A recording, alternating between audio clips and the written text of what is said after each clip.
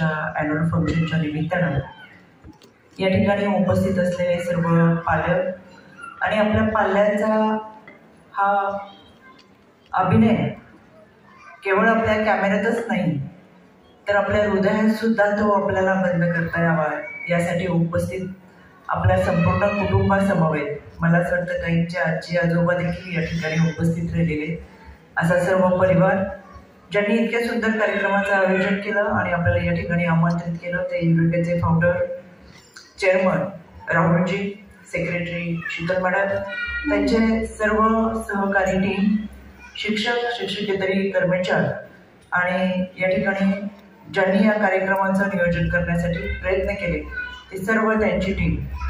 सर्वप्रथम या कार्यक्रमाला माझ्या मनपूर्वक शुभेच्छा. आदरणीय राहुलजींनी मला या कार्यक्रमासाठी आमंत्रित केलं त्याबद्दल मी त्यांचे मनापासून आभार व्यक्त करते. मला कल्पना आहे मी तुमचं जास्त वेळ घेणार नाही कारण की इतक्या सुंदर बाल चिमुकल्यांचा हा खेळ आणि अभिनय त्यांची कला आपल्या सगळ्यांना पाहायची आहे. त्याच्यामुळे फार वेळ न घेता या कार्यक्रमासाठी मी मनापासून शुभेच्छा देईन. मला कौतुक आणि अभिमान आहे की 10वीमध्ये गेल्या 8 वर्षापासून ही युरेका इंटरनॅशनल ज्युनियर कॉलेज अतिशय चांगल्या पद्धतीने काम करत आहे. या संस्थेसाठी जवळपास 800 विद्यार्थी या संस्थेमध्ये शिकतात. छोटंसं बी या संस्थेने रोवलं आणि त्याचा वटवृक्ष होताना आपण सगळेजण पाहत आहे. ते केवळ आणि केवळ पालक म्हणून आपण सर्वांनी या फाउंडर चेअरमन असतील आणि सेक्रेटरी यांना दिलेलं सहकार्य यामुळेच हे शक्य होऊ शकतं. त्याच्यामुळे पालकांमधला आणि शिक्षकांमधला संवाद हा विद्यार्थ्यांच्या निमित्तानं घडलाच पाहिजे आणि तो घडवण्याचा प्रयत्न युरेकाच्या माध्यमातून होतोय. यासाठी माझ्या मनापूर्वक शुभेच्छा.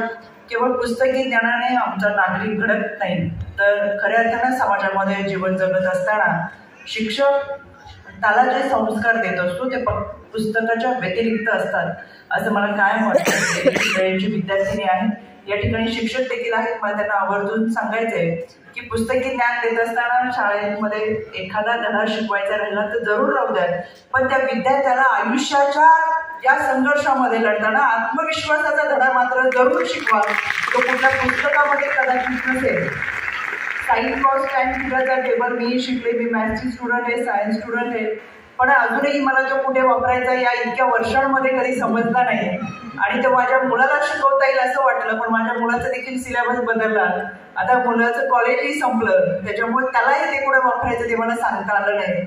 माझ्या सामाजिक राजकीय जीवनामध्ये मला तो टेबल कुठे वापरायचा तो कळालं नाही. पण आयुष्यामध्ये अशा अनेक प्रसंग आले की ज्यामध्ये आपण संपतोय की काय, खचतोय की काय, आयुष्य संपतंय की काय, आपला संघर्ष हा पूर्णत्वास जातोय की नाही, चढ उतार सुख दुःख यश अपयश हे सगळं आयुष्यामध्ये येत राहिलं. पण या आयुष्याच्या या सगळ्या क्षणांमध्ये माझ्याबरोबर जर कोण राहिलं असेल तर माझ्या पालकांबरोबर माझे शिक्षक ज्यांनी मला दिलेले संस्कार की लढायचंय ही शिकवण काय मनामध्ये राहिली.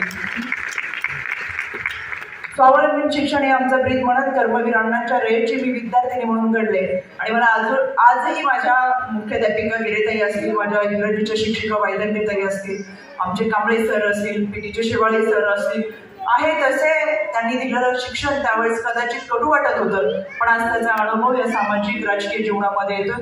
म्हणून मला आवर्जून सांगायचं आता आपल्या पाल्याच्या एका हातामध्ये मोबाईल आहे, दुसऱ्या हातामध्ये टीव्हीचा रिमोट आहे. पूर्वी एकत्र कुटुंब पद्धत होती त्याच्यामुळे आई रागवली की आजीच्या पाठीमागे लपता यायचं, बाबांचा आवाज वाढला की आजोबांच्या कुशीत शिरता यायचं.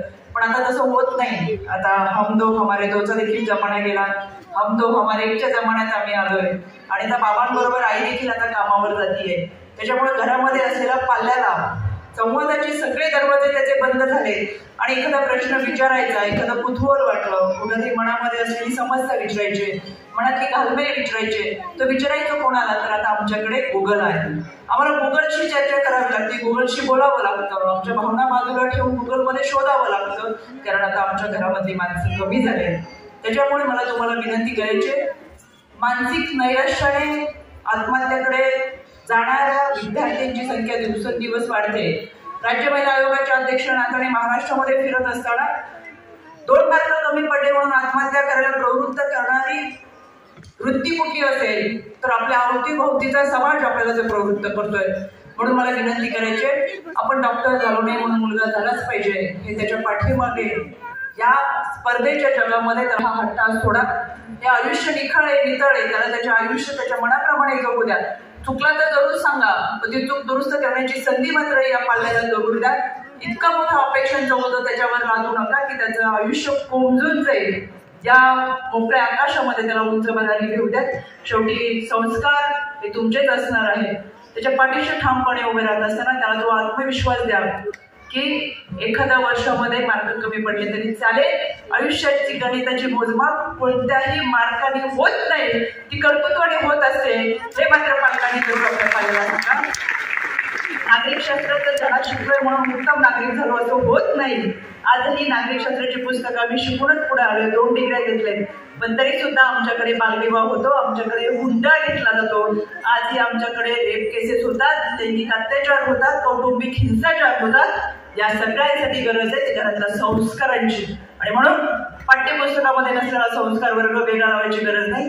ते आम्ही आमच्या घरातून दिला पाहिजे, ते आपल्या आचरणातून दाखवून दिलं पाहिजे. आणि म्हणून या सगळ्या वेळांमधून आपल्या पाल्यासाठी जरूर वेळ द्या.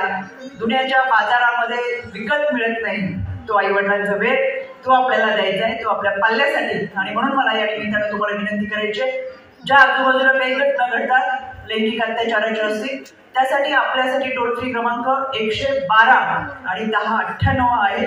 मला राहुलजी आणि शीतल मॅडमांना देखील त्यांच्या सर्व शिक्षक स्टाफला विनंती करायची आहे की 1098 1091 हे टोल फ्री क्रमांक आपल्या विद्यार्थ्यांसाठी आहे.